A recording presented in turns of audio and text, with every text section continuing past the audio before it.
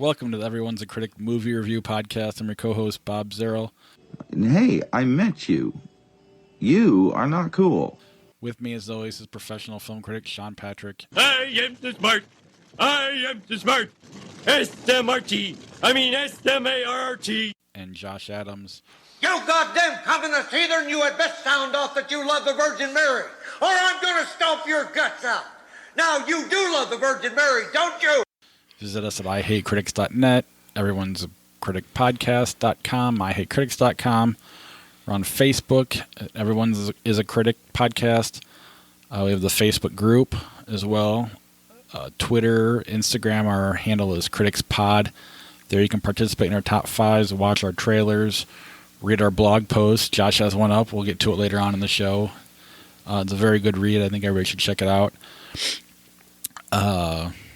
Any interaction, too. We always will do obligatory He-Man conversation at some point will pop up. He-Man, Star Wars, Lord of the Rings, wrestling. It's all in our Facebook and social media. And then interact with one another. When Christina did one of our Patreon supporters, she did it was a while ago, but some Star Wars convention thing and posted a lot there. It's just kind of fun interactions. That was awesome. Yeah, it actually, I could look at it and not feel hatred. It was amazing. And that's high praise for me. It's very high praise. It really is. Christina, if you're listening to this show, you should know Celebration next year is coming to Chicago. The thing that I have wanted since 1999 for the Star Wars Celebration to come locally. And within a day, tickets were sold out, and hotels were sold out within like a couple of hours. I mean, it was just ridiculous. And so the thing that's finally coming close, I went to Orlando to one in 2012, but I probably won't be going to the Chicago one next year. But it would be great to see you there if I do make it there. Patreon. You never know. We might be able to scrounge up a few bucks for you to go on. But Patreon, ihatecritics.net/Patreon. That's the best way to support the podcast. If you do that, you'll get a credit on the show. There's bonus episodes that happen every now and again. Merchandise, whatever there is. That's the best way to help us out. So we really... And you might be able to get Josh to whatever it's called. Make a man-child happy. Our Patreon account. All right. Am I forgetting? Oh, iTunes, Stitcher, Spotify, Google Play, all your other podcatchers. We're on all of it, I think. I don't think we're on Alexa yet, but maybe someday. Unless you listen to the show, please go to Apple Podcasts, subscribe to the show, rate and review the show. We'll read it on the air. For whatever reason, that's still where everybody judges where you land on the charts. So please do that. We haven't had a review in a long time. It's pushing a year now, I think. So it'd be nice to get some more of those if we could. Let's just jump into the trailers because I don't think there's much news this week. And A Star is Born. A Star is Born with Lady Gaga and Bradley Cooper. This is awesome. What a great trailer. And Lady Gaga sounds amazing, especially near the end of when she sings at the end of the trailer. Sounds just completely awesome. I'm excited for this movie. Yeah, this should not be nearly as good as it looks. And Lady Gaga looks great. Bradley Cooper looks great. Dave Chappelle looks great. The three that I really noticed. I could see Oscar buzz for all three. I can't believe how good this looks. I had to watch it without sound at first at work because I noticed that the trailer was up, and I'm a big Lady Gaga fan. It's antithetical, believe it or not, to my normal tastes, and she really hooked me back in 2011. And seeing this particular trailer, Bradley Cooper can sing too. What the hell is up with that? It seems like it's not fair. Every good-looking dude can really sing too, it seems. Most of them can, it seems. At least they have a modicum of talent. What? I've heard you sing before. You can sing. Can I really? Being half deaf, I can't hear myself, so I often just belt it to the back of the room without any nuance. But thanks, man. I mean, I heard him do karaoke once. Did you really? When was that? It's like my birthday party a long time ago. Oh yeah, a whole new world. You and Sean came at two different points, so you're never there at the same time. Yeah, I did a little Peebo Bryson for everyone. And Sean was like burning in hell, literally. So it was a different group of friends there at that point. My wife's friends. I felt bad. They That was a long like time Disney. They like Disney. Just sing Disney with them. You're all good. ago. Oh, they were like, "Do your radio voice, Sean. Do your." And I felt bad. Sorry to bring up bad memories. It's been a couple years. But yeah, this is gonna be like Sean Penn was on a Mark Maron show a while ago, and he said that he's seen the movie, and if it doesn't make a shit ton of money, he's gonna be really upset at America for not going to support it. It looks that good. Halloween. Next. Come on. Why does this exist? This is so stupid. I was hoping it existed for fans having a passion for the project, and I was really excited about it, and then I'll still give it a shot, but it's my excitement is definitely waning.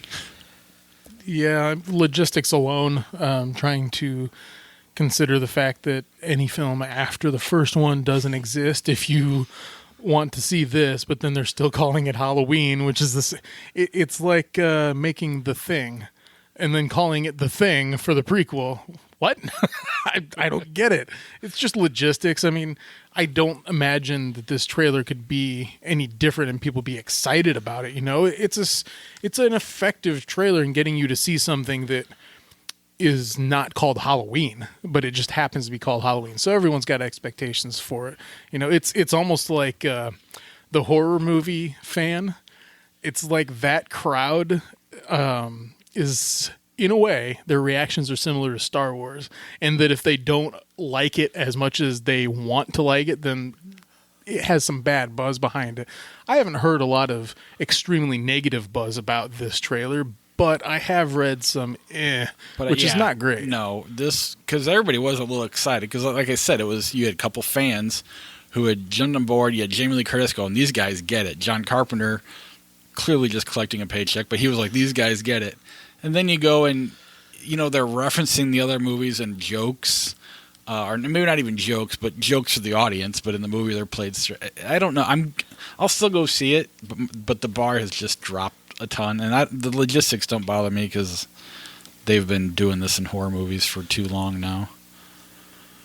Serenity. Serenity. First of all, I hate this title. This title sucks because there's already Serenity. It was on TV. Never mind. Hey, at least it's not in papyrus font. Like most things that say Serenity are in papyrus font, including that film's title. That's Serenity. That one is Serenity. This is not Serenity. I was thinking that maybe that's the title of the island in this trailer. I was hoping it wasn't the title of the movie when it popped up. Right. So they could have called it Serenity Island, and that would have been like leaps and bounds better. At least we could have understood that this island is at the center of the plot. There's so much talent involved here, though. And the writer-director Stephen Knight has done some very capable stuff before. I have no reason to think that it's going to be the disaster that Uncle Jeff thinks it might be. He commented on this trailer. But then again, I can't say that I'm super excited about it. I get the same vibe to this that I got from that Angelina Jolie Brad Pitt project from a couple of years ago that just bombed and no one ever saw. Yeah, the two movies that popped in my head during this were Snowman. So I did kind of see it because that trailer was great. This isn't a bad trailer, it's just a really shitty movie title. But I could see it going off the rails potentially. And then a little Shutter Island, which I think is a good movie that got hung up by not throwing the twist away or giving it away. Just get rid of that whole point. And Shutter Island's a fine movie. And between those two movies, that's kind of what I was feeling with this trailer. And I don't know. I want it to be good. I like everybody involved, but you just never know. Something low red about it. Yeah. I think it's the title. Yeah. Operation Finale. Let's see. Which one is this? Oscar Isaac. Okay, yeah. Awesome. Yeah, I love everything Oscar Isaac does, and he looks awesome in this movie. I agree. It does look really good. Another one where the title is slightly unfortunate. It just seems like a weird thing. But hey, that's history, right? It probably was called Operation Finale. Therefore, okay, that's the movie title's name. I'm getting a little bit of the film Defiance in this trailer with Daniel Craig. Similar type of idea, as well as Inglourious Bastards. A little bit of Munich as well. more along the lines of Munich, though, and actually the plot of Munich, just more set in World War II, of course. Right. Of course I'll see it. I mean, it's Oscar Isaac going up against a bunch of former Nazis or current Nazis masquerading as regular citizens, so of course I'm on board. Yeah, the title is, to me, it's more just kind of plain and forgettable than bad, I guess, but that's not a good thing. Titles do matter. Yeah. And Oscar Isaac's the best working actor out there right now, I think. Bad Times at the El Royale. Is this like some kind of sub-Tarantino thing? Kind of looks like it. It doesn't look bad. There's a lot of people in it. I almost didn't post it, and then all of a sudden I'm like, well, there's Jeff Bridges. Right. Okay, there is Chris Hemsworth. So, okay, this must be something. I don't know quite what to make of it. It's interesting. Jeff Bridges is interesting. But yeah, I'm not quite sure what to make of this. I'm not necessarily not excited by it, but I'm not terribly excited for it. There's a part in the trailer where they talk about how it's from the creators of The Cabin in the Woods, which from the beginning of this podcast, you guys told me, see Cabin in the Woods. It's got Sigourney Weaver, and I still haven't seen it. That was only 5 years ago. But that team, we're talking like Drew Goddard, Drew Pearce, the J.J. Abrams directing, writing tree. And if that's the case, then this trailer promises to be a little something unique. There's probably something that we don't know that the trailer's only kind of hinting at. And so in that case, it's a fine trailer. I got this vibe from the font, the neon lights, the almost Vegas type setting. It reminds me of that film, really low rent film called One Night at McCool's. You remember that one? Wow, yeah, that was a piece of shit. That's not a good thing. No, but I definitely got that vibe from it. Just knowing, though, who's making it makes a difference for me. I agree completely with the who's making it, because I get that feeling whenever you have that Coen brother tree movie, the movie that just is like they wrote but didn't make. Yeah. Looks great in the trailer, then the second trailer comes out and you're kind of losing a little interest. By the time it comes out, you never see it, and it doesn't get good reviews. And I do wonder if this is that type of thing. Me too, but then that creative team behind it is the only thing that gives me a little hope, because Cabin in the Woods is a pretty phenomenal movie. It is. Okay. Time to get to the show. Like, I literally don't want to talk about anything else but Hereditary. Hotel Artemis? Let's start there. Where do you want to start? Well, I mean, it was the number one movie in America this week. Yeah, but our Undisputed Classics. Oh, yeah, okay. But then, yeah, let's just start there. Screw it. Ocean's 8. Ocean's 8. Yes, Sandra Bullock, Kate Blanchett, and a host of beautiful women acting out a plot that is similar to the Ocean's movies. It's a heist set uniquely at the Met Gala every year, which is that symbol of horrific opulence that we will be punished for in some later life, I'm sure. Will be. I imagine poor people with pitchforks in a near future world going to the Met Gala. But the idea here is that they're going to steal a necklace from a movie star played by Anne Hathaway. This involves a lot of planning, a lot of the similar kind of stuff that you remember from the Ocean's movies, with diagrams and timing and all that stuff. And it's all cool, whatever. This is good. It's well made. Gary Ross is a pro director, and I just don't care. It's fine. It did what it's supposed to do. It's entertaining enough. It exists enough. It's a perfectly fine, conventional comedy. Got a couple of laughs. Got a well-made plot. It looks good. I don't care. It's a ton of fun that came out during a week where I am, like, a movie came out that I just has my attention so grabbed that this is it accomplished everything it was going for. It's entertaining. Everybody will like it. It just, for me, and not obviously not enough people saw Hereditary, but that's what it suffers from is, and you have this other movie we'll get to too, on top of that. It's like, I mean, we're going to talk about a Soderbergh movie later that was great. I just don't care because of the other movie I saw, and that's all I want to talk about. That's where Ocean's 8 struggles for me. That's it. but it's entirely fun, and it accomplishes what it's going for.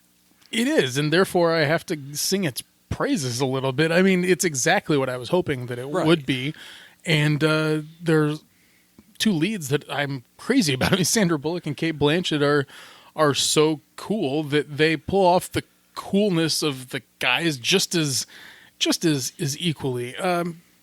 If anything, the nods to the previous trilogy are kind of unnecessary. I don't need to see George Clooney's picture in an awkward frame off the center of the screen.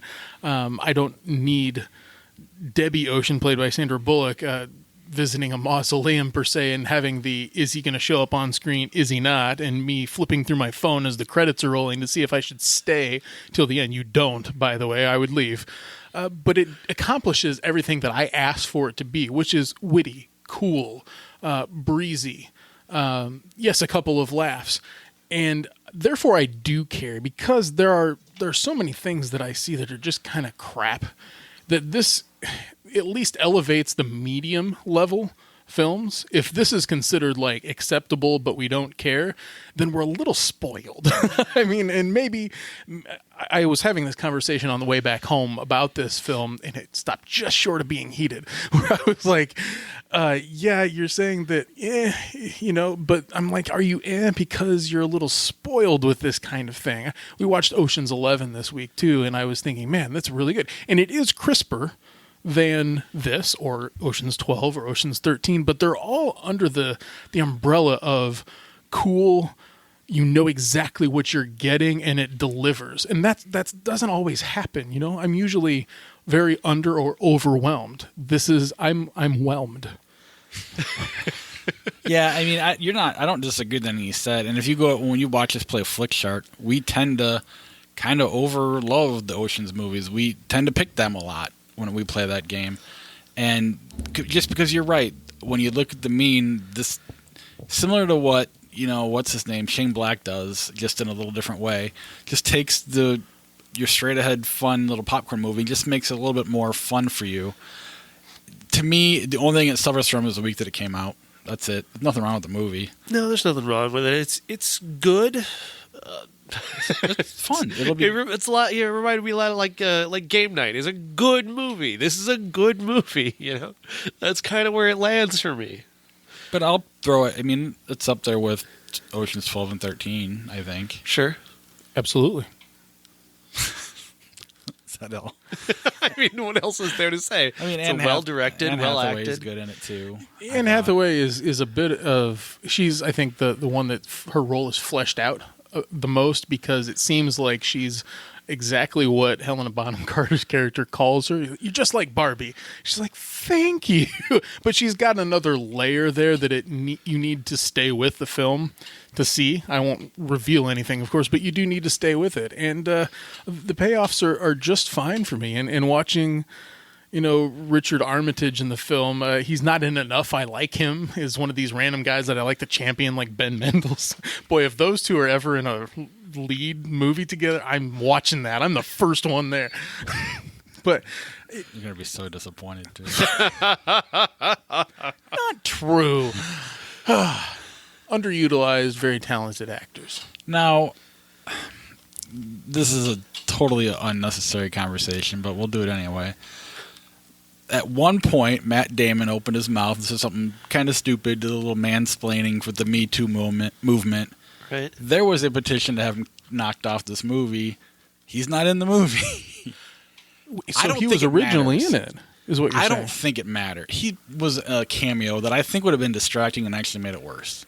It might have been a cool, funny moment or whatever, but it didn't need it. I didn't miss him at all, other than the fact that I knew he was supposed to be in it. Thoughts? I had no real reason to wonder whether he was there or not. I didn't know that he was going to be, and I really didn't see a point of him being there, I guess. I agree. And that's why I hope that's why they took him out, and not because of I don't want that conversation to actually be a real conversation, and I haven't seen it. He's not in it because of Me Too, and that doesn't appear to be why he's not in it. I just wanted to ask that question. Would have been funny if if he was in the movie, but they immediately pass over him for Awkwafina because she's a better thief than him. That would have been a clever way of doing it. But other than that, yeah, there was That's about no, the only no way you space could have for- done it. Yeah, yeah. And I didn't stay after the credits because I Google searched did Matt Damon get bumped, and that's the first thing that popped up. Matt Damon not in Ocean's 8. In the corridor after the film, I asked the question, Matt Damon was supposed to be in this, wasn't he? and yeah, I thought maybe I missed him. There were more Ocean's cameos in Deadpool 2 than there were. Yeah, you missed him in Deadpool 2, but not in Ocean's 8. Maybe we all missed him. We'll find out later. He is the best cameo guy, though. He really is, like Thor Even, like, Ragnarok. Euro Trip. Euro. I just watched Euro Trip yesterday, just randomly, just a few minutes of it, because I love Scotty Doesn't Know. Put your top 5. Who's your top 5? Top 5, the cast of Ocean's 8. We will start with Beth, who does not want to participate because she hasn't seen anything. And then was taunted by our co-host. Taunted? You said you haven't seen yourself? Weird, because She said she hadn't seen Elizabeth.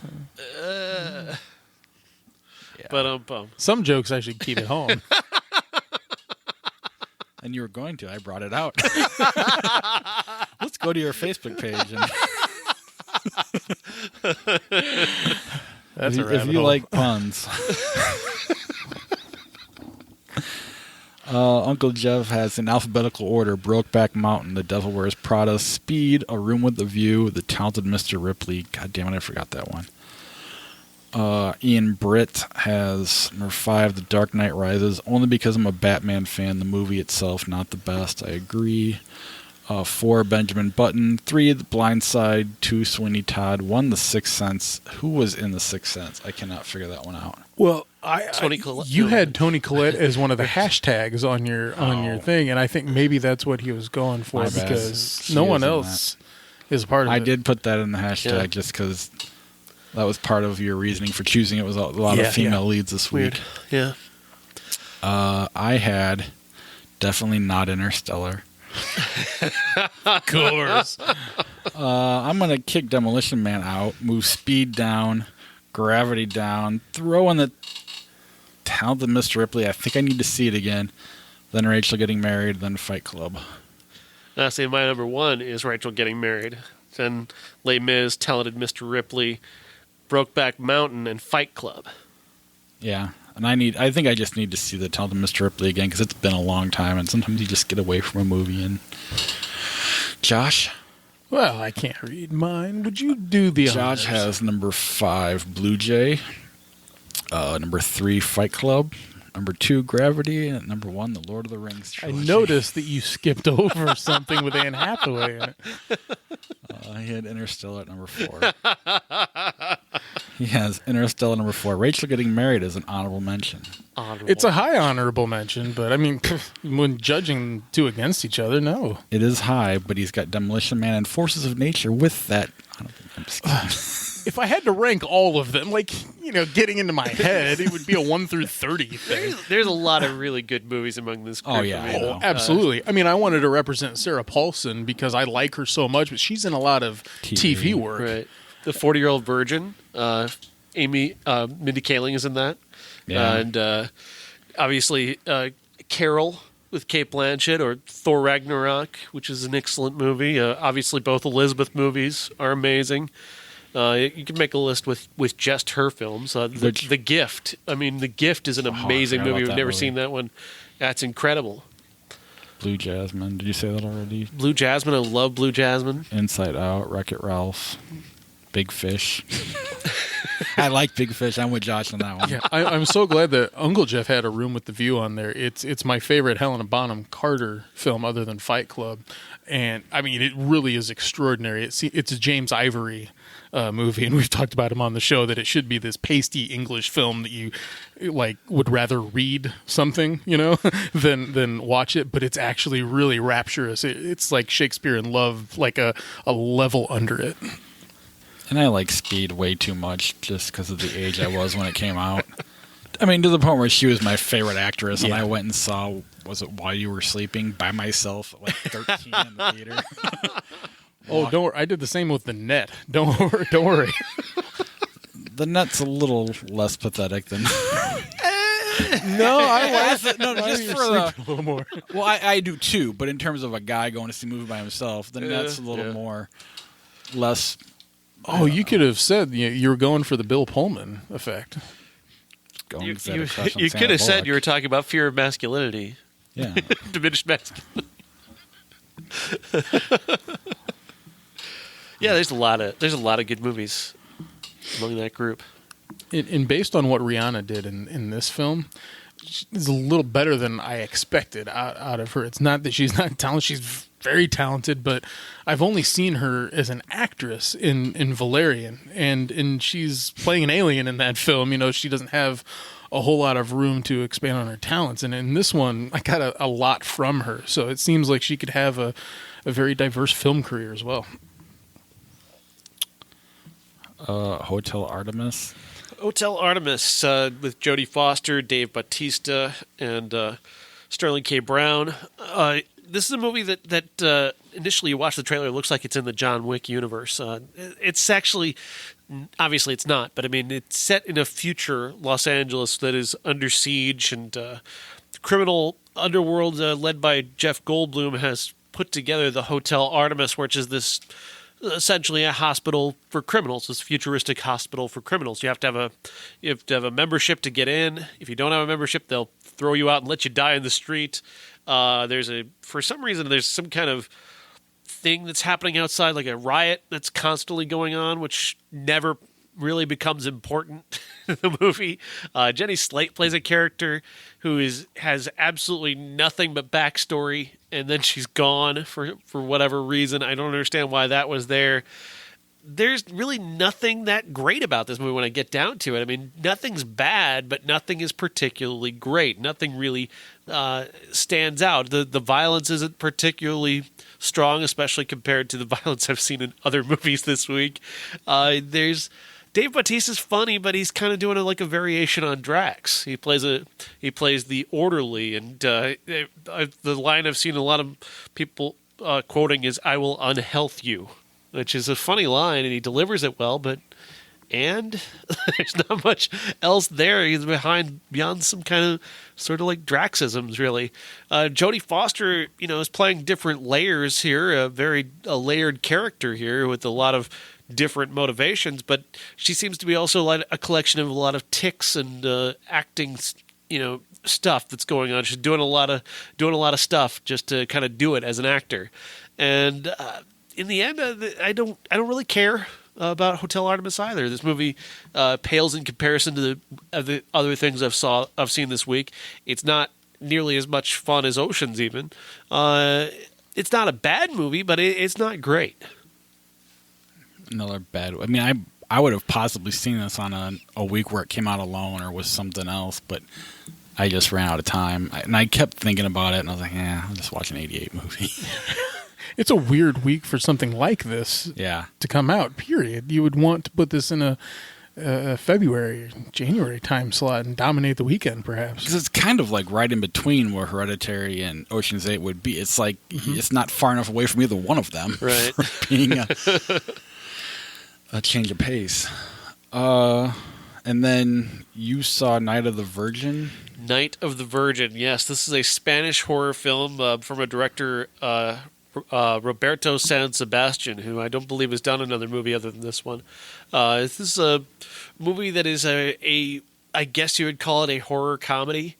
The idea is that this nerdy, rat-looking guy goes to a New Year's Eve party and is trying to get a hookup. He doesn't ever outright says he's a virgin. He tries to deny that he's a virgin, but it's clear from looking at him and his manner that this is clearly a man who's never been with a woman. And he meets this much, much older woman. She's not like terribly old. She's maybe mid-40s or something, but much older than him. And she's coming on to him and wants to hook up, takes him back to her place. And her place is this disgusting horror show covered in cockroaches, which as soon as she walks through the door, she warns him, don't step on the cockroaches, it's bad luck. Fuck yeah, it is. It's fucking bad luck, all right. What happens to this guy is a series of just ever-escalating horrors, every type of body horror that you can imagine, every type of bodily function horror you can imagine starts to begin to befall this man, who is this kind of this comedy figure, because he's awkward and weird, and you laugh at him, but the things that are happening to him are so outrageous that you can't help but laugh and yet be terribly disgusted at the same time. And I don't really go for that sort of stuff. Like I understood the artfulness of it in Sallow, but the provocation really didn't do much for me. This one is so much beyond that. It's so much more provocative and interesting because every bit of the provocation. There's a thing about menstrual blood and dirty panties in this movie that is essential to the plot. It's essential to the way the plot plays out. Go on. It's really, I mean, this movie is terrifying, disgusting, and utterly fucking brilliant. The way this is shot is so great and so artful. It really underlines how gross everything is, but doesn't, it put me off to the point where I thought at one point I was going to vomit. But I was so mesmerized by the ever-escalating insanity of this movie that I couldn't resist it. I couldn't turn it off. I couldn't look away from it. That's just the brilliance of this movie, is that not only is it disgusting, horrifying, hilarious, it's exceptionally well made. This guy can direct the hell out of a movie. I can't figure out this movie at all. I mean, if you go to IMDb and type in Night of the Virgin, the plot keywords are stabbed with scissors, male full frontal nudity, masturbation, penis, older woman, younger man. Yeah. And not even dirty panties. So it's just like my Google history. Right. I probably do have male full frontal nudity. But I can't figure out if it's like Audition or if it's like The Greasy Strangler or somewhere in the middle, Sean kind of told me it's like if The Greasy Strangler were artistic and good, maybe the closest. I didn't like Eraserhead, but take The Apartment from Eraserhead, and that's kind of what this lady's apartment is like. Plus, there's a part near the end that is very Eraserhead, but like Eraserhead, but good. I really liked that a lot. There's elements of Lynch and Cronenberg and a little bit of Kafka mixed in, that level of brilliance and insanity all at once. I love it. How did you come upon this? I got a screener for it. The publicist contacted me to watch this, and so I had an opportunity. And it's in limited release this past weekend. The year next to it is 2016. Yeah, it did play festivals the last couple of years, and of course, I believe it's already been out in Spain. But I mean, if you look at the poster, it looks like just a goofy little indie movie. I just can't figure out what it is, and I'll probably watch it when I get a chance to. It is an absolute must see. It really is. If you have a strong stomach. I'll do a Night of the Virgin and Martyrs double feature. Knock both of those out. I gotta imagine the tone for both are complete opposites, or no? I had the best Twitter interaction with this movie because I put out there on Twitter while I was watching the movie that Night of the Virgin had tainted my very soul, and I was going to be a different person from watching it, which is all true.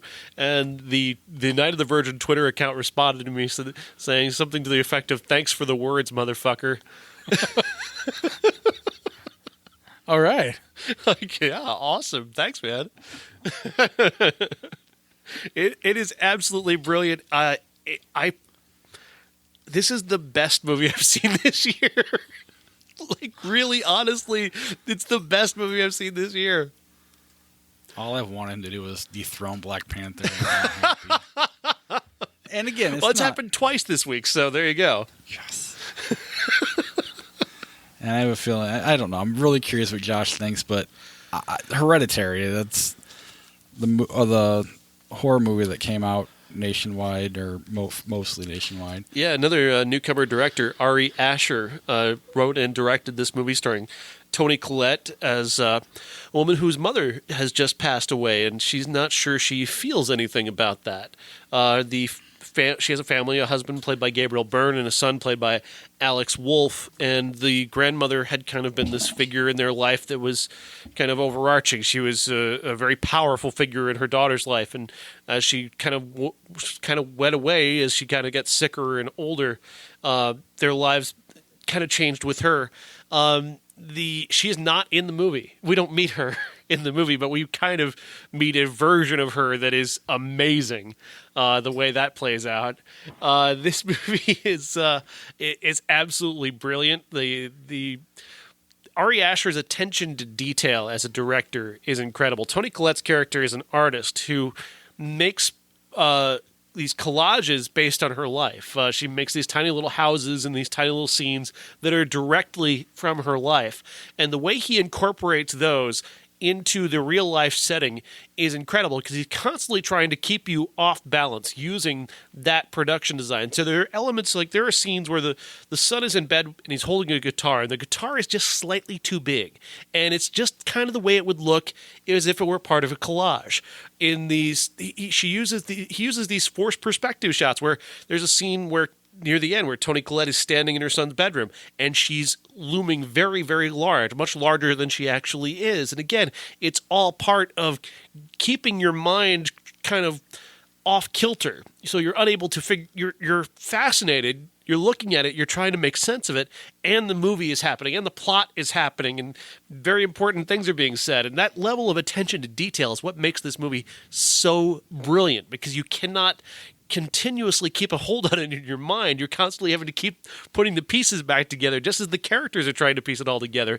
It uses not just visual tricks, it uses storytelling tricks like the unreliable narrator. And Toni Collette's character, you don't know if you can trust what she's telling you. She's not necessarily narrating the movie, but the movie is told from her perspective. And is her perspective reality or is she going insane? And you can't really tell until the last act, which turns on this dead body in the attic. That is one of these amazing, amazing turns. I adore this movie. I really do. This movie is absolutely brilliant. It's second only to Night of the Virgin as the best movie of 2018. The marketing campaign for it, I think what's the word? Oh my God. The fact that it's been built up, the expectations were the hype. The hype is real. I agree with that tenfold. And then A24 did this thing about your heart rate on the movie, and that's so. And it has a lot to do with the storytelling and camera tricks. This movie, it's like you're waiting for that jump scare that never comes for like over 2 hours, and it just gradually builds on that till all hell breaks loose. And I don't know. It just. I think this movie has the potential to do what The Exorcist did to this generation. It's not going to be as successful because it's an indie movie, but it's a different era, and unless you're a superhero movie, it's hard to be that successful anymore. But I just think this one is capable of actually hitting that mark if enough people see it, and I was just kind of really shocked by. I mean, the the expectations I had for this movie were ridiculous. And it cleared those expectations and then some. I mean, I love this movie. It's one of my favorite movies of the last few years. Josh, how much did you hate it? I was on board with this movie about 85% of the way through. We had a conversation a few years ago about Tusk and how at some point Tusk lost me because of a particular reason where it just tonally changed, and they wanted that for that film, but I didn't want that, which is not fair to the film. It's a preference, okay? I'm going to go one step further with Hereditary and say that this is an incredibly well-shot film, well-performed, well-directed, except for that final 15% that lost me. Are you talking about the order? The actual order of the film, the last 15% lost me, and it shouldn't lose me. The jump scare that never comes, I was okay with that in the end. And in reflection on this film, they've done everything right except for the choice of something that I can't say because it's a spoiler. That particular spoiler, a reveal of what's actually going on in this film, is trope in not quite, but almost lazy to me. I almost expected the Earth to explode based on what was going on in this film. Like, there's no logical explanation because all of the things that you're like, that's not really happening. She's just going mad. Oh, wait a minute. Hold on a second. I'm confused. Things aren't supposed to move off of the table. This movie was going to just be someone's descent into madness, right? No, hold on a second. There's something else happening here. And it misdirected me to the point of annoyance. Okay? And that's really not fair to the film. I've got to be honest. I understand why you love it, and I'm 100% on board with your love for it, because if I had said, for example, that a particular film was so exciting to me, and then I saw it and exceeded expectations, I would hope you guys would be excited for me. So I'm excited for both of you, but then I'm annoyed. Not throw control at the TV like Blair Witch Project annoyed, okay? Not at all.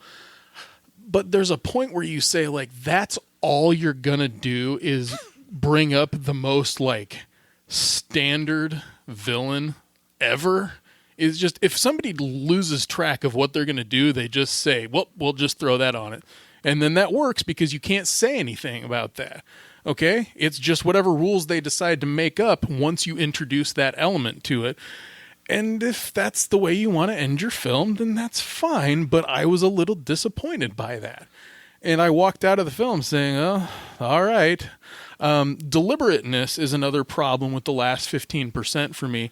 We've talked about how some directors can't rein it in. Like, there's a cutting point for a scene where you just, come on, slice it off. We've got the point that you want to be deliberate in this scene. But for crying out loud, when Toni Collette and Gabriel Byrne are having an argument about this notebook towards the end of the film, at some point she has to stop saying please, okay? Like, it was very annoying to me. At some point the movie has to make a choice that a decision's going to be made by these characters. She can't keep saying please, please, please, please, please. And it was annoying me, and I can only hear half of what's going on. Then a scene involving the son towards the end of the film, too, in which he wakes up and then his journey throughout the house takes an eternity. There's something to be said about withholding as a director, and there's also something to be said about taking too damn long to get to your point. In this case, he takes too damn long. Plus, it would have been a wiser choice to me if they had taken the angle of, I don't know what to say, honestly, because listeners might think that they are watching something, and what I would say would spoil it. Here's what I think happened, and similar to the Blair Witch Project, if you get knocked out of this movie, I understand the annoyance. You know, once you're knocked out of it, there's no coming back. But if you get wrapped into it and you don't get knocked out of it, it's everything you said's not true. If you get knocked out of it, everything you said is completely true, if that makes sense to you at all. It does. Because I can definitely see that last 15 minutes, if you're not invested, and then now when I say that, I'm not meaning you didn't want to lie. I mean, you got knocked out of it, and your investment is now different. You know, it's just kind of gone. That would just be, you know, watching that and not being invested, I could see that totally being eye-rolling and kind of silly. But when you get wrapped into it, like it did me, and I didn't know where it was going to go, because you say standard, but lately we've been getting movies that went the other direction. You know, Babadook was a movie that went the other direction with it, and it could have gone either way and shocked me. And the fact that it went that way and actually pulled it off with, you know, we'll use the word standard, although I don't like it, they still pulled it off. That, you know, it's kind of like The Witch, where you think it's going to be all symbolism and this and that. But so glad you said that. But you think it's going to be all this and that, but it's the witch. There really is a witch in this thing. Yeah. Because I was discussing The Witch afterwards and saying that film did it in a way that I was okay with, because the entire film was consistent, okay? In that there could be one of two possibilities. There is or there isn't a witch. and she is or is not a witch. And in the end, she is, and the way that they set that up is, ooh, that was really great. Wow, that was amazing. And in this one, they're introducing many, many, many possibilities here, and I'm like, okay, give me something unique now. Now that you've given me all of these threads, I would like you to tie it together to something that isn't boring. Because I have seen that in many forms, in many different films, and I don't need that anymore. If they could have done something different with that, it would have knocked it out of the park for me. There's nothing wrong with what they did. It's a preference. I've never seen it done like that before. Well, that's the point I'm coming to as well, and it is similar to Rosemary's Baby in its way, in terms of the way. I think that's the familiarity you're talking about, is something, because the number of movies that have taken that Rosemary's Baby tack, which is how that movie comes to its ending. I think that's kind of what's going on here as well. But I think the visual dynamism and the audacity that Ari Aster brings to it, the visual spectacle, the production design, especially, and that fucking amazing score, I think that it trumps any kind of overfamiliarity for me, because it is so skillful and it is so well put together. It is so audacious. What happens with Toni Collette's character is genuinely shocking and terrifying. And Alex Wolff, the use of Alex Wolff's face throughout this movie is spectacular. Ari Aster has a way of taking Alex Wolff's face and making it so visually important and so fascinating, from the scene of his, the first tragedy that he undergoes, to the way his character is deconstructed, the shots just of his face, those tight close-ups, even that one moment where he turns to the mirror and smiles is just genuinely terrifying. And the way he builds that throughout, he makes that so important at that ending. I loved it. That to me, the way he built to that moment trumps any level of familiarity I might have had with that kind of ending. Fair enough.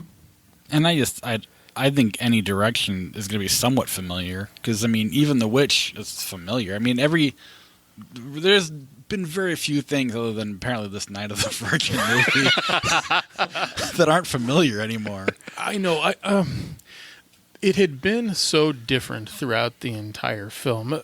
Let's take Toni Collette, for example. Her performance here is really outstanding. There's nothing I can say bad about it at all. She looks vibrant and beautiful and younger for a mom of a 16, 17-year-old at the beginning of the film. And then throughout it, she gets gaunt and pale and more terrifying to look at. And her eyes start to bug out a little bit. So she's soft and then becomes hard and rigid and terrifying towards the end. That's a physical transformation as well as an emotional transformation of her as an actor throughout this entire film. That's an extraordinary thing to do. And it's not from makeup. It's like just her changing her face around. Okay, that's all really great stuff. It's just... this film has something to say. It's called Hereditary, not Heredity. What does it have anything to do with being... What? That has nothing to do with it. Oh, yes, it does. Oh, absolutely it does. Hereditary, we're talking about mental illness and how it's passed down through time. Her mother, she believed her mother was mentally ill. She believed other family members were mentally ill. She believes her son might be mentally ill. Hereditary traits. Obviously, but that has nothing to do with what the movie's about, and that's the problem. Because you have the it needs to be in a male, and so there is that angle and the mental illness, and that song at the end. Don't forget both sides now. Is of course sells the whole thing. Hereditary is a big part of this. I understand your angle. Okay, what I'm trying to say, and I will argue unsuccessfully because you have seen this and have believed it. You have seen the Hereditary angle and believed it. What I wish, again, we're going back to preference here, and this has no basis in criticism it's whatsoever. A podcast, but so what do you wish? What I wish is they had something stronger to say here about the dynamics of guilt and the dynamics of mental illness versus just taking it down that same typical ass angle again. And that's fine if what you want is somebody to slice their head off, okay? But if what you want is something truly horrific to come from the idea of hereditary mental illness and family dynamics passed down through time, that's scary as shit compared to somebody slicing their head off. I'm sorry. That's what I was looking forward to.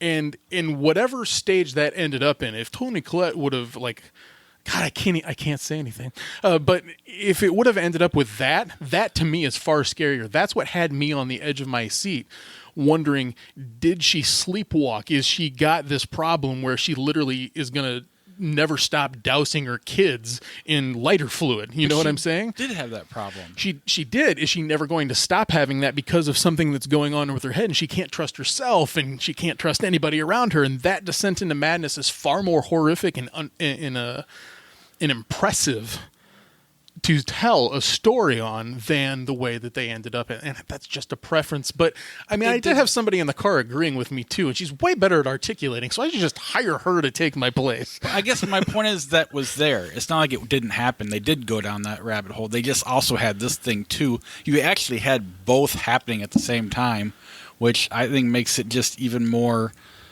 just crazy that they were able to pull that off. And because it's not like what you wanted to happen didn't happen. She definitely goes down that descent into madness. Yeah. I think the only reason I'm going to stick with this, and gosh, again, I still love that you guys loved it, okay? But I'm going to stick with this because I'm with somebody in the car that's echoing the same things that I'm saying. So that means that there are other people that see this movie that will think to themselves, man, that's really unfortunate. We walked out of the theater like, oh, all right, well, I guess that's where we are. And that's too bad. It has nothing to do with a hype machine either. The film was playing out exactly how I wanted it to until that last 15%. I mean, there's 8% of people that agree with you. It's true. 8? Yeah, I don't not like it. I just don't care. No, I mean, I like this movie so much that it like affected every movie I watched this week, unfortunately. And I don't know. I think this is one. I think it should be around for Oscar season. I think Toni Collette definitely should be. I think the direction should be, the score, the music, the writing, Production design. yeah. This is a movie about production design. And that house is a character, too. That treehouse in the film is a character. The lighting in the treehouse is a character because you wonder what's going on at all times.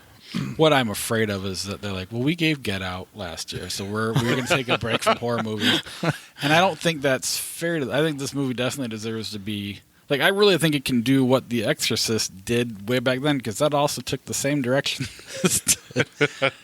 They could have gone down the crazy lane as well. I would compare this more for me to a movie like a movie that I thought was going to change the direction of horror and make it something more interesting was May. Lucky McKee's May. I thought that one was like, that's a game-changing horror movie, and then nothing ever happened to it. It went away completely. That's kind of what Hereditary was for me. It was kind of like that.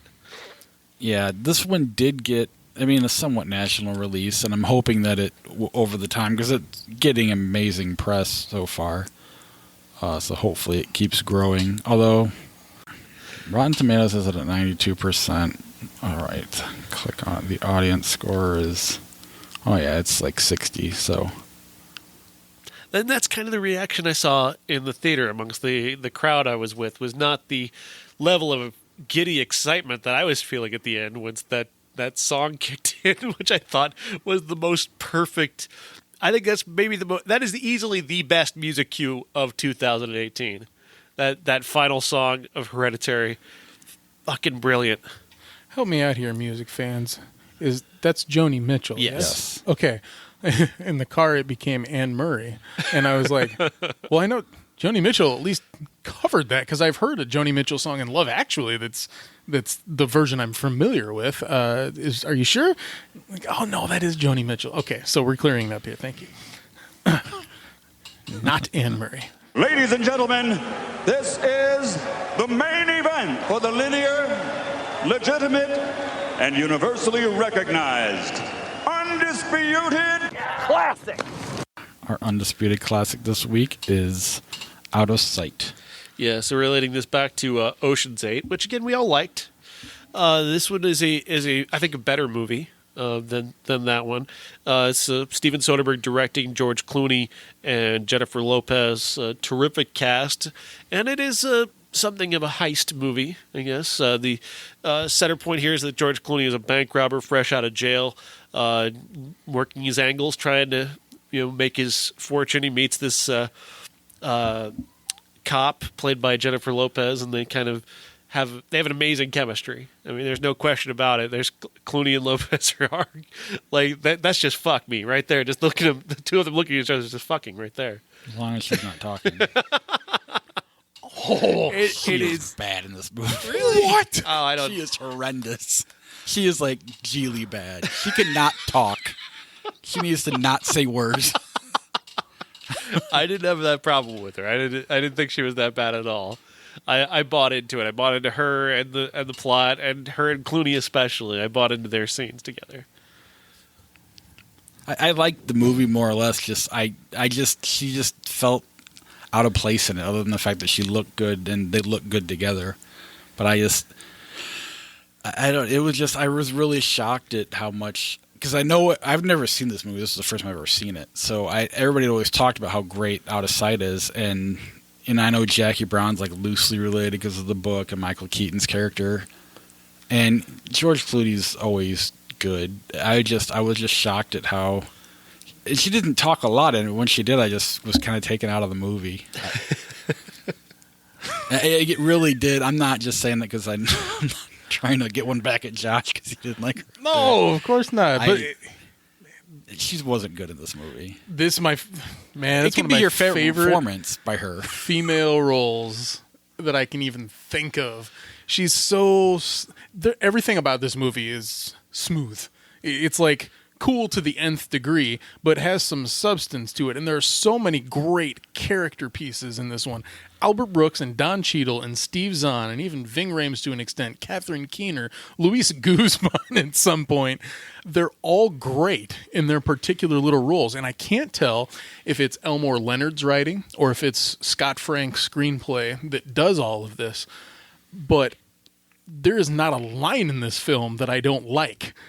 Everything is delivered so well. In the prison library, there's a fight that breaks out, and prison guard comes in. Reading is fundamental and shit. Like, that's hilarious. Okay, what he says beforehand. Look at the sign. He's ranked something in prison. What's that, out of 32? Like, that's amazing stuff right there. And the prison stuff it's not just glorified Hollywood prison, and people are getting shanked left and right. Okay, you've got to form alliances, and people are getting shot through the head in this film. So it's serious. It just also has a Bugs Bunny character in George Clooney working his way through the entire plot. This is my favorite George Clooney performance as well. Is Jack Foley. I think that he is so great. He looks great in this movie. I'm fine to say that George Clooney's a handsome man. It's not like it's brand new news here, but there's something about the suits that he wears in this film, even when he's grungy, it's like he even does grease well in his hair. The little taps on the thigh of Jennifer Lopez when they're in the trunk together. Being kidnapped is not something that should be sexy, but this film works that out. And I can believe her as a U.S. Marshal because she's very steadfast and very stubborn, but it would take somebody like that would have that kind of chemistry with somebody that's that cool like Clooney for somebody to also be on the flip side of the coin. So it's a yin and a yang story too. But also don't forget her chemistry with Dennis Farina as her father, which is absolutely fantastic. There's a terrific comic vibe between those two, and I believed the father-daughter dynamic. Oh, and Dennis Farina in his small amount of scenes with Michael Keaton too is really great. It's great because I just think about that and I just start laughing. Yeah, it's so good. Michael Keaton just kind of looks back at him and says, "You're really challenging me on this, aren't you? Who the hell is this guy?" Ray Nicoletto is one of the. I'm remembering the Jackie Brown role, and he's kind of this clueless but very in charge type of guy. And it's like, why would you give this guy a badge? Especially an FBI badge of all things.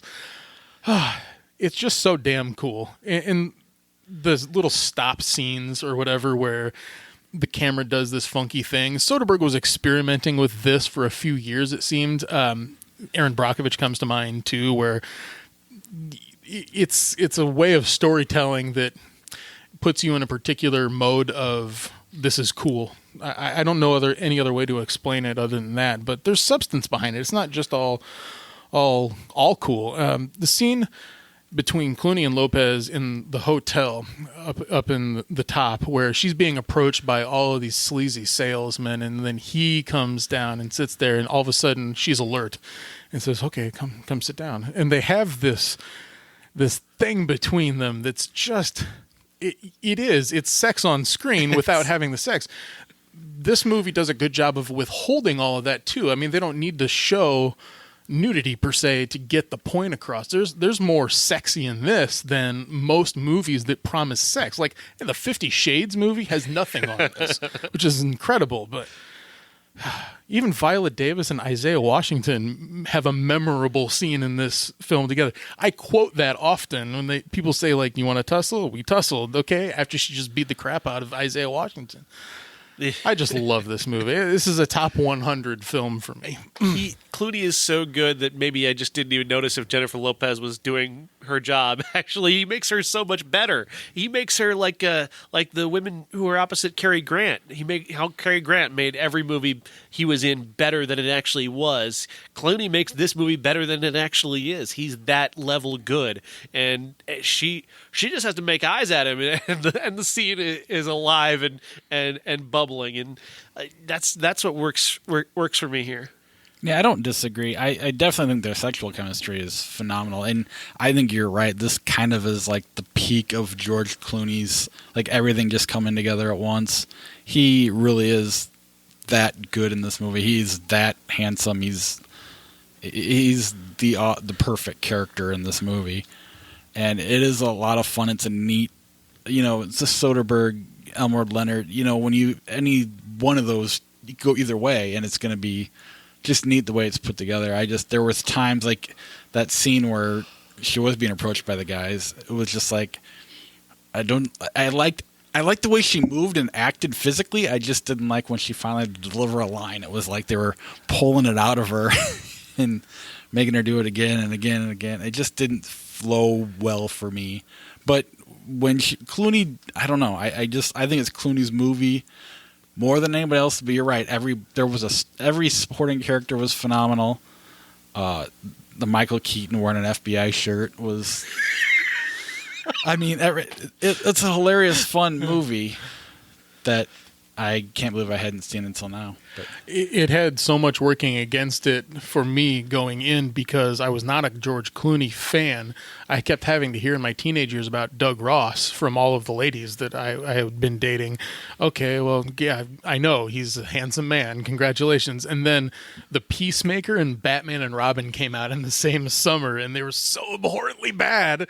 And I was like, well, it just goes to show you hired this dick to be your star. And then I had not seen anything of his otherwise since then, but it was this poster that was available in theaters. And it's the poster that I posted on Instagram and talking about this classic, very old-style noir-type poster, and it just really turned me on. There was nothing really like that at the time. You got a lot of Peacemaker-type posters, people running into action and slanted words and everything, and this one was very unique. It got me to see the film, and I'm just so glad it did. I had no idea about a connection with Jackie Brown. I didn't understand what Elmore Leonard really was at that time. Hadn't seen Get Shorty yet either, but I did almost immediately after seeing this. Oh, I just really enjoy it. yeah, and I don't know if it's just the fact that I didn't see it when it came out. And again, I like it a lot. One, it was just a weird week. You're talking about a movie that I'm going to put on a pedestal for a long time to come. Just knock batteries over it. And then having to see one fun movie, then a good movie, that's just timing sometimes is weird. I don't know. Sorry.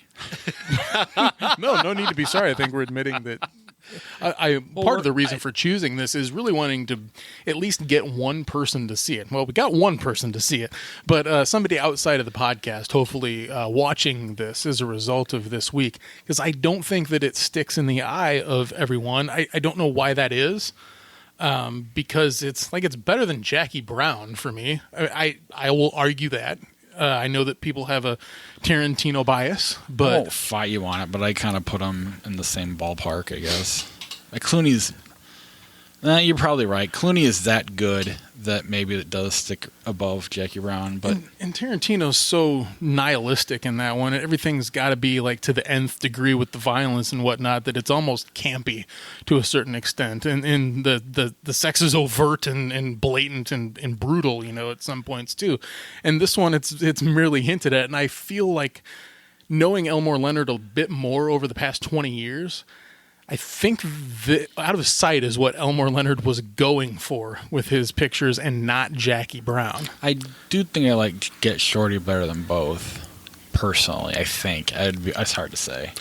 Jackie Brown doesn't get the credit it deserves. It's not necessarily... I mean, he's taken an Elmore Leonard story, yes, but he's making a blaxploitation movie. That's true. That's what he's doing, and you've got to judge it by that standard. He's taking what he was influenced by from that genre and putting that artful Tarantino touch to it. And I think from that perspective, I think it's rather brilliant. Number 18 in 1988. Squeezed and pulled and hurt my neck in 1988. Squeezed and pulled and hurt your neck in 1988. 1988. The one that I did not watch, I'll get out of the way really quick. Stars and Bars, and my desire to... Phenomenal title. Not really, because it made me almost completely skip by it without even looking into who was in it. Accidentally see Daniel Day-Lewis. That's the thing. Searching for it on Amazon Prime, you see, oh my gosh, that's Daniel Day-Lewis in there.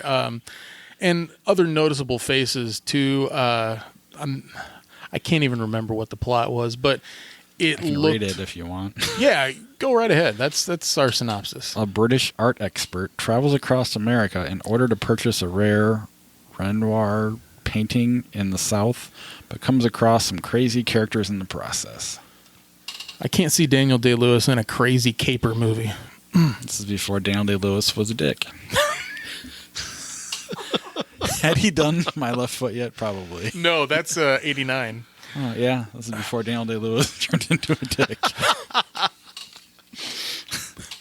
Back when he had fun.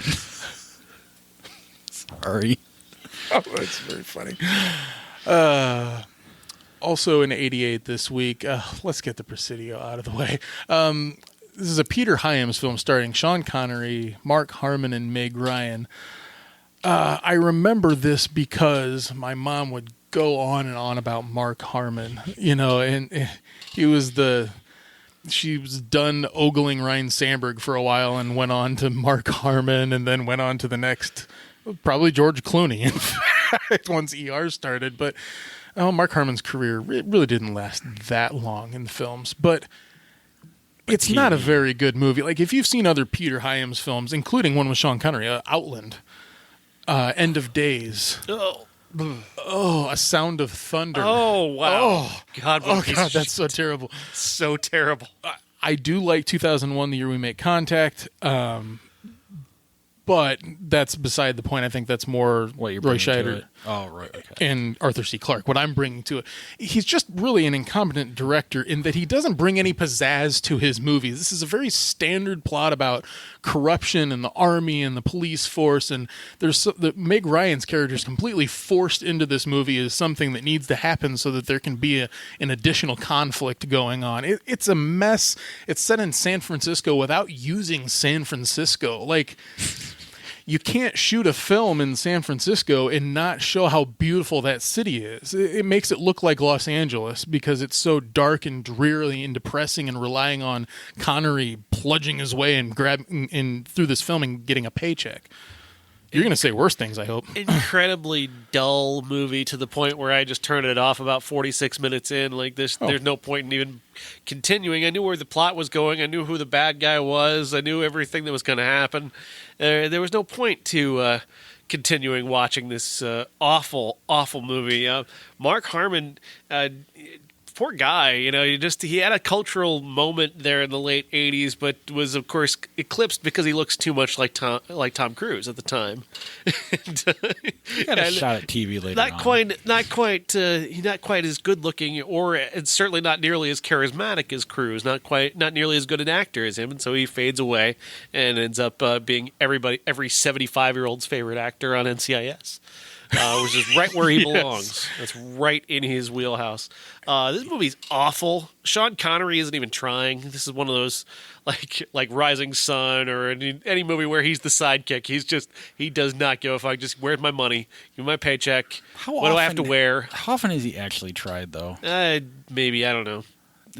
Once or looking twice. back at his career, I feel like he's a legend, but there's like a handful of movies I could really. Marnie. I think that's. I'm not familiar with 1956, I believe, was the last time. Hitchcock.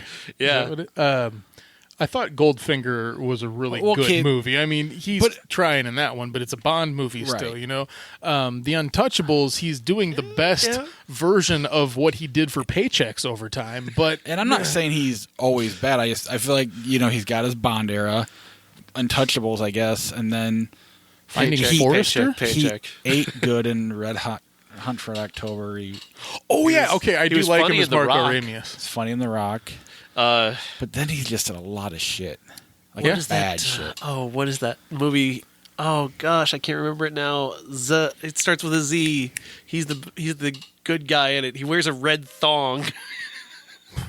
What? I swear to God, this is a real movie. It's one of the worst movies ever made. Oh man, I wish I could remember what it is now. How could you ever forget Anthony Hopkins in a red thong? Anthony Hopkins. Did I say Anthony Hopkins? I meant the other guy. Sean Connery. Sean Connery, yeah. It was like pre-Highlander even. Like that's how long ago. Now Highlander's a piece of shit. Oh, what a piece of crap. Wow. And Zardoz? Zardoz! Yes, Zardoz. You have to see Zardoz. You must see Zardoz. It is incredible for terrible movies. It's one of those incredible, terrible movies. Holy moly. Josh is looking at the poster now. Sean Connery in a red thong. I'm not positive that's a thong, but from the front, it's kind of like that Borat. A red diaper? Suit. Yeah, that's right. It does look like Borat's suit. But like with a bandolier. Does he ever turn around in this movie? And a magnificent wig.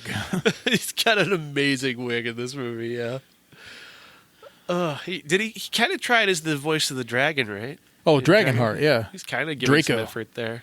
Yeah, I guess. If all he has to do is sit in a studio, provide a voice. That was his last role, in fact. It was an animated film. Oh, yeah. I remember talking about the trailer for that and wondering if it was real. Or if it was a funny or die sketch. Like the magical skateboard movies, yes. Wasn't it? Yeah. Also in 88,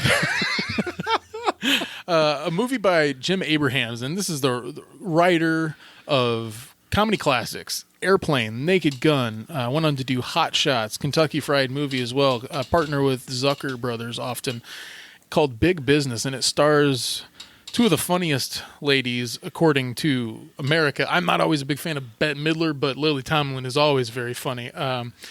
Those two are they play twins that are split at birth in this non-ending sequence of missed opportunities and hilarious just missed it that manages to, and I will argue for this it's Shakespearean in a way, in that it's hard to keep all of this organized throughout the whole movie where everyone believes that this person is doing this and this person is doing this.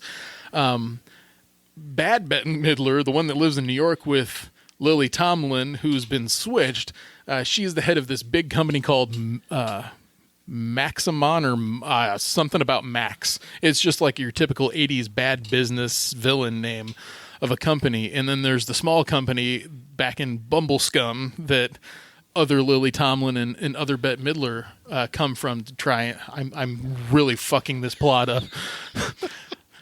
Just take it as a comedy of errors done extremely well by a guy that I have to consider a comedy master at this point. I was really surprised by watching Top Secret a few years ago with Val Kilmer and enjoying the bejesus out of that for no reason. Okay, I shouldn't love that movie, but I do. I love Airplane. I love Naked Gun. After this, besides the Naked Gun stuff, it really gets it's light. Writing Scary Movie 4 is not exactly like an accomplishment, but I really liked Big Business. I recommend it to everyone. It's a good palate cleanser. I mean, it was fun. When I put it on, my wife's like, "Why the fuck are you watching this?" And then like 30 minutes, and she's like, apparently it was like one of her favorite movies as a kid. I'd never seen it, and it's a fun.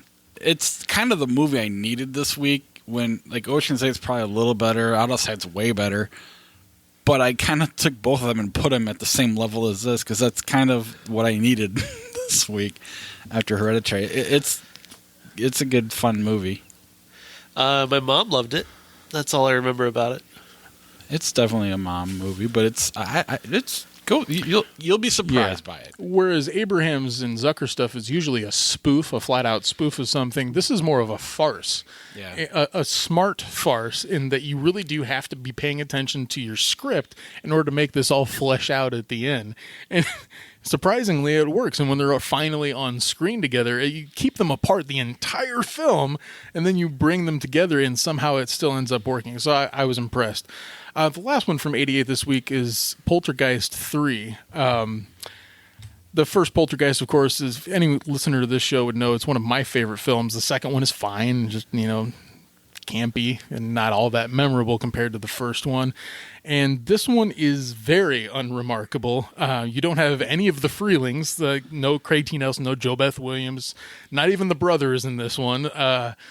So they're all gone. There's not Taylor from the second film, the medicine man who was helping them out. Tangina's in this movie. And the guy that played Kane in the previous movie died, so they had to get another Kane for this one, too. Carol Ann is going to stay in a high-rise apartment complex with her aunt and uncle, played by Tom Skerritt and Nancy Allen. And it's just not scary. It's also not very good. At this point, you're kind of tired throughout the whole movie watching a young girl get tortured by this, demonic possession type of dude. It gets lame after a while. There's nothing new to this other than just another setting, and you can see it on Heather O'Rourke's face too. Like, I'm just really tired of doing this. Even the 12-year-old has got something to say about this. And of course, the film is a little infamous in that she had died 4 months prior to the release of the film from an obstruction in her intestines. And she had been diagnosed with Crohn's disease and was taking medication throughout the production for this. You can see it in her performance. Medicine for Crohn's disease can occasionally make you puffy in the face, as I understand. Everything that I read about this film stated that she was okay during the production of it and kept pushing to get it done. But at one point in February of 1988, she developed a fever, and then it led to her death very shortly thereafter. And it appears that maybe she was misdiagnosed. Well, Crohn's disease, I think the medication kills your immune system. So when you get a fever, there you have it. I mean, that would make a lot of sense. But it was definitely a marking point in my life. And I wrote something about it. If you go to our website, you can read it. But seeing somebody that I had kind of grown up with in films die, and I saw it in a magazine months later after the film had even come out, and I didn't know anything about it. It was really a soul-crushing moment and kind of the introduction of, oh, I can die too.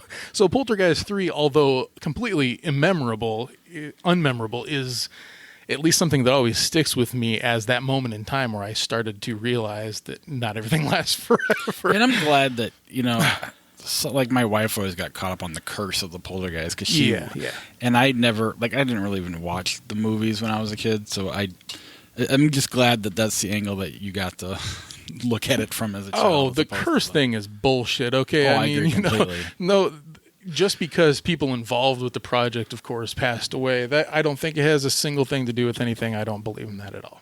Come on. Well, have you not seen the E! True Hollywood Story? I just watched Hereditary, and I still don't believe in it. The True Hollywood Story about this is pretty incredible. The way that the lines that it tries to draw with Dominique Dunn and Heather O'Rourke and all this, it's a whole lot of nonsense. Like the production designer's assistant who was there that day also died weeks later in a car wreck. You know what's really cheap about that is that there are hundreds upon thousands of people that work on film sets at any given time. And when a member of their crew dies, it's like a major blow to the entire production, and it affects their lives for years afterwards. Think of Alex Proyas when Brandon Lee died on set. It's not something to joke about at all. And when E does some shit like that, it just really pisses me off. Yeah. All right. Well, that's our show next week. We've got... That is all the 88 movies, right? It is. All right. Next week, we got Superfly, Tag, and Incredibles 2. Our classic will be Superfly. The original 1970s Superfly, the blaxploitation classic. And our top 5 will be animated superhero films. And I think... Does Bull Durham come out next week? Oh, you are correct. Yeah, so we got the greatest baseball movie ever made coming out. Another thing Josh and I can fight over. One of the greatest baseball movies ever made. Is it the best Kevin Costner baseball movie ever made? No. Yep. One's not a baseball movie. One's a farming movie.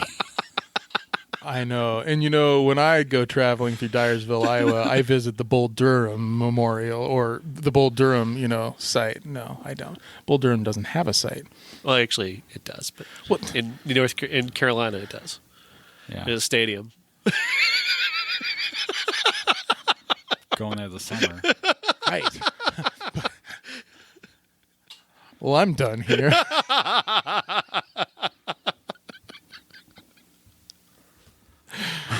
You never have to make an argument. I'll just fuck it up on my own. This is very rare that I get that passionate about something. Whenever I do, we got to disagree. Unless it's Gone Girl, it's always... We agreed on, what was that? Big Business.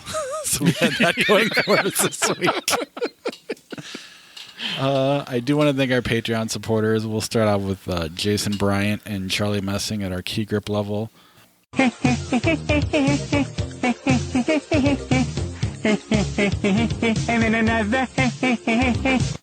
character actors, Josh and Christina.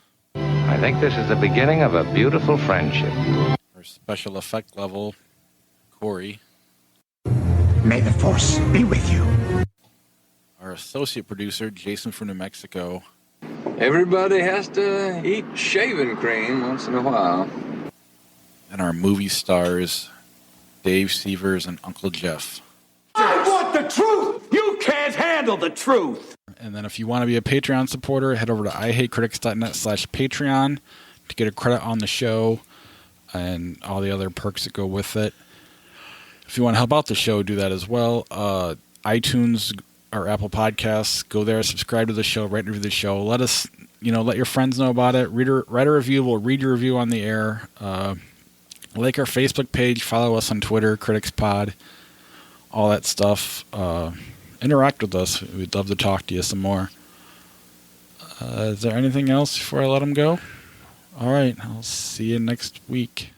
That ought to do it. Thanks very much, Ray. And we're the 3 best friends that anybody could have. We're the 3 best friends that anyone could have. We're the 3 best friends that anyone can have. And we'll never, ever, ever, ever, ever leave each other. We're the best 3 friends that anybody can have. I mean the 3 best friends that anybody can have. That's right, the 3 best friends. I think we should rank Hereditary. All right. Hereditary. Honey, I Shrunk the Kids. Hereditary. Agreed. I second, third that, whatever. 10 Things I Hate About You or Hereditary. Hereditary. Agreed. Yep. Hereditary, Mission Impossible. Hereditary. Hereditary. Next. Still thinking? Hereditary or Lost in Translation? Ooh, that's a good one. Let's see. I gotta go. Whew, boy, that's tough. Lost in Translation. Lost in translation. Yeah, now you're getting to the real movies that it's competing with. Hereditary or Ace Ventura? Hereditary. Hereditary is a better movie. But he uses his butt to talk. You just illustrated how horrible it would be to pick that movie over Hereditary. Do you have a mint? Hereditary or Alien? Hereditary. Alien. Hereditary.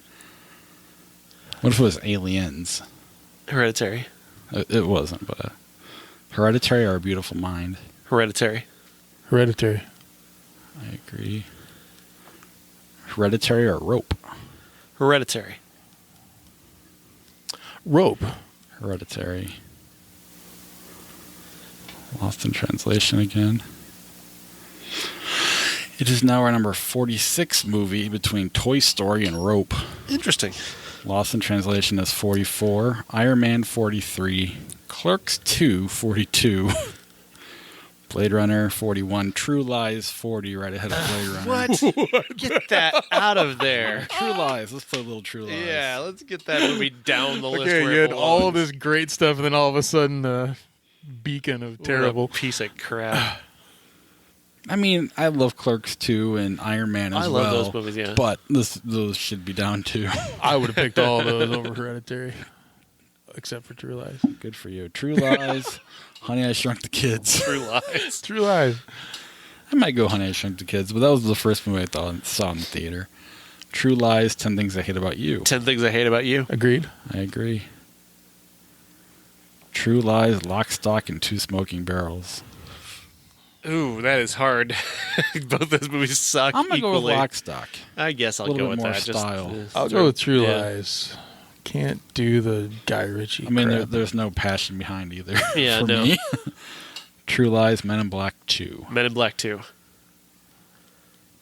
Men in Black too. Sure. True Lies, Robin Hood, Men in Tights. Robin Hood Men in Men in Tights. Tights. Yeah. It hasn't aged well, but I still watch it a lot. Well, right, but True Lies has aged even poorlier. That's true. It's a quintessential 80s film or a 90s film. Trapped, it should be an 80s film. True Lies, Pinocchio, 1940. Pinocchio. Pinocchio.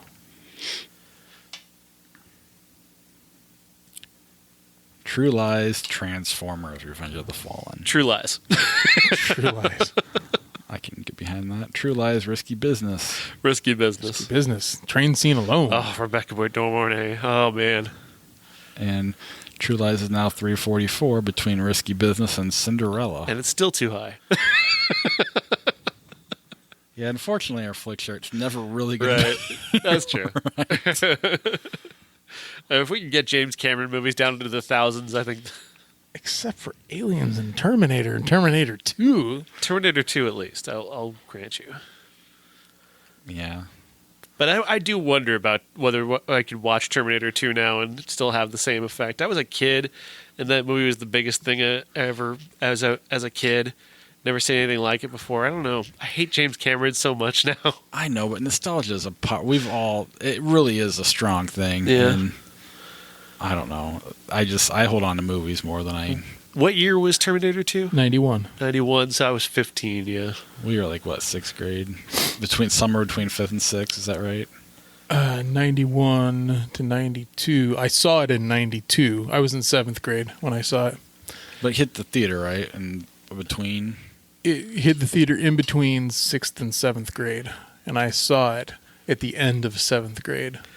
You know, it really helped me love Terminator 2. It's the fact that I was a gigantic Guns N' Roses fan. Oh, that song made me Will Be even Mine. more excited Yeah. about the movie. I mean, good Lord. And then, of What course, a I great begged song. to get Use Your Illusion 2. No, First you can't get it. CD I ever owned was Use Your How was Illusion that? 1 and 2. And that was out when Appetite. They wrote that for Appetite, and it didn't make the cut. That is insane. They waited till like 2.5 albums later. Although I think every song between those three all came before Appetite, and they just gradually released them as they went. Yeah. All right. Welcome to the Guns N' Roses podcast. Poison last We'll be week. talking about November Rain now. No, we can skip that one. Don't Cry? Estranged. I like the heavy stuff better. When I see them live, I could... If they don't play... I mean, I'll like take November Rain because Slash will get up on the piano and be cool.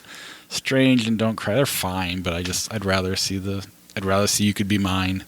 I don't want them to cut out, something like that for... What's that? Oh, God, I can't remember. Although, if you see them live, they play everything, so... Yeah. I saw Slash. Slash is even better, I think, personally. Guns N' Roses is an amazing band, though. Back in the day, they were incredible. I saw Slash at a little Sweatbox in Chicago. I know we toured with Ozzy, but as a headliner, it was the best thing I've ever seen. Really? And then I saw Guns N' Roses at Soldier Field, and that was great, but Slash in that little... One, I was as close to Slash as I was U2. Oh, that bit. I got some amazing pictures just from my phone. My brother, when I was 15, my brother looked exactly like Slash. Really? Exactly like him. How could you tell? Slash, you can never see Slash's face. And he played guitar. I almost got to interview Slash once, and then Yahoo got rid of because we were going to Yahoo for our stuff. You were still doing, and they got rid of what do they call contributors. Yeah, they got rid of the Yahoo contributors. So they literally, as I'm about to get it, they took it all away, and they wouldn't let me do it. Wow. Hey, you're coming around again. You almost got Bush into your house. It's 2018 though. Nobody has Bush anymore. Are there 3 original members with Bush, or? I have no idea. They're coming to the Quad Cities. We just have the local bands that opened for them came over. You're sitting we're a local celebrity.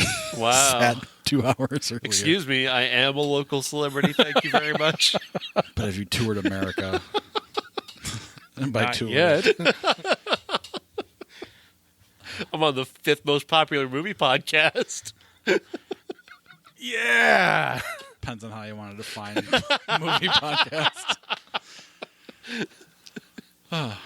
Anything else? I'm on the 15th most popular movie podcast. Try 45th. We could do an analysis of Use Your Illusion 1 and 2 for a whole show. Yeah. I still go back to Appetite every time. Not because of the 3 hits, but because of everything else on there. I'm with you, too.